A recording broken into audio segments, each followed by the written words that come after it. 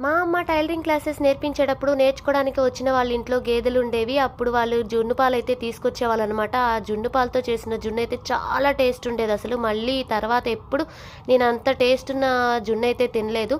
ఇంకా ఢిల్లీ వచ్చిన తర్వాత మామూలు గేదె పాలు దొరకడమే చాలా కష్టం. ఇంకా జున్ను పాలు కూడా అని నేనైతే పౌడర్‌తో జున్ను అయితే తయారు చేసుకున్నాననమాట. ముందుగా హాఫ్ లీటర్ పాలల్లో 100 గ్రాములు జున్ను పౌడర్ వేసుకొని, తర్వాత ఒక హాఫ్ కప్పు బెల్లం అయితే వేసుకొని 2 కరిగేలాగా ఇలా కలుపుకోవాలి. తర్వాత ఫ్లేవర్ కోసం 2 యాలుక్కాయలు, 4 మిరియాలైతే దంచుకొని ఇలా పైన చల్లుకోవాలన్నమాట. ఒక ఇడ్లీ పాత్రలో అడుగున నీళ్లు పోసుకొని ఈ గిన్నె పెట్టుకొని ఒక 20 మినిట్స్ తర్వాత జున్ను అయితే తయారైపోతుంది.